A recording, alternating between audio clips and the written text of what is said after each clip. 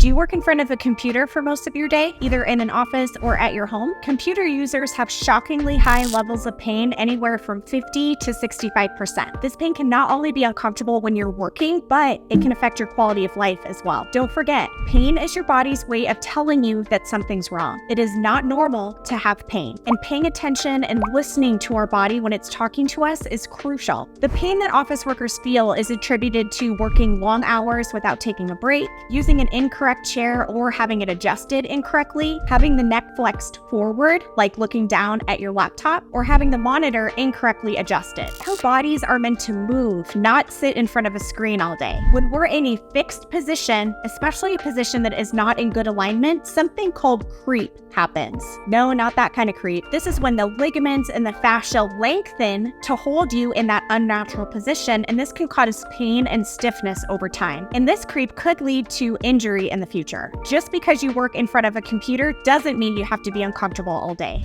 Hi, my name is Stephanie from Polished Posture, and this is my channel where we talk about ergonomic techniques for both office and dental workers. And we're going to talk about something called neutral posture. I'll also show you how to adjust your monitor so that you can keep your head up, not down. Ideally, we want our head up in proper alignment, and this is called neutral posture. What is neutral posture? So neutral posture, when we're talking about the head, means that our cervical spine, the top of our spine, is in alignment. From the side, this usually looks like the ear in line with the shoulder. This provides a lot of stability for our spine to hold up our head. If you remember the movie Jerry Maguire, remember the human head weighs 8 pounds? It actually weighs between 10 and 11 pounds. That's a lot of weight, but when our spine is in alignment, it has no problem holding up our head. If we're not in alignment, that's when our soft tissue is struggling to hold up our head and resist gravity, and that's when we start experiencing pain and fatigue. So what happens when the head is forward? Every inch the ear is out in front of the shoulder, that's adding 10 pounds of pressure to your spine. So if my head is forward with my ear 2 inches in front of my shoulder, my head actually weighs 31 pounds. If it's 4 inches in front of my shoulder, my head actually weighs 51 pounds. This is not only uncomfortable and unhealthy, but it can lead to permanent injury, something called kyphosis, or the hunchback. No one wants that. So it's crucial to adjust your computer monitor to enable you to have your head where it's supposed to be, up and back, not down and forward. This can be one of the quickest, cheapest, and most effective solutions when you're trying to improve your posture and be more ergonomic in front of your screen. Stay tuned for future videos where I talk about keyboard placement, mouse placement, and how to adjust your chair. Here's what not to do. Don't rely solely on your laptop. This forces us to hunch over, look forward and down while we're typing and looking at the screen. Like I said earlier, this puts tremendous pressure on the spine and the neck. Always use external accessories like another monitor, a laptop stand, or just use some books to raise up that screen. The goal is to have the top of the screen at eye level, if not slightly below. And you want the screen to be about an arm's length away from you. If you're using your laptop screen as your primary screen, as you raise that up, the keyboard also raises, right? Don't type like a T-Rex. Get an external keyboard instead. If you think that you've been hunching over either your laptop or your cell phone and you're scared about developing a hunchback, I've got a great exercise for you. It's called the cervical retraction. And this has been shown to not only help you feel better, but really train your body as to where you want your head, which is up and back, not forward and down. So what you're going to do, you're going to start in a relaxed position. Usually for most of us, that means our head is a little bit forward. And then you're going to horizontally move your head back towards your spine to get your ear in line with your shoulder. At the same time, as you're moving your head horizontally back, you want to think about lifting through the crown of your head. If you're doing this correctly, you will feel muscle engagement all the way down your back. I even feel it down into my low back. So doing 15 reps of that, just one set a day, has been shown to reduce pain and also strengthen the tiny little muscles in your back and your neck that are responsible for helping to hold your head up high. So you can do this at your desk in between meetings, when you get up and grab a drink of water or some food, anytime during the day. Try to get it done at least one set of 15 reps per day. It's also crucial to move during your day. Remember, our bodies are meant to move, not sit still for hours a day. A good rule is to get up and move every 20 or 30 minutes. This could just be a walk around your living room if you work from home, or doing some stretches. You could do a couple sets of shoulder rotations, maybe some neck rotations, and a really good neck stretch that I want to show you. This is going to stretch out the upper trapezius muscles, which get very tight when we're working, especially when we're not taking a break. You're going to take one hand and point it down towards the floor. Then you're going to take your other hand and pull the side of your head to the opposite side. And you should feel a nice stretch along the side of your neck. But the rule here, it's not just a quick stretch, you're actually holding it for about 20 seconds.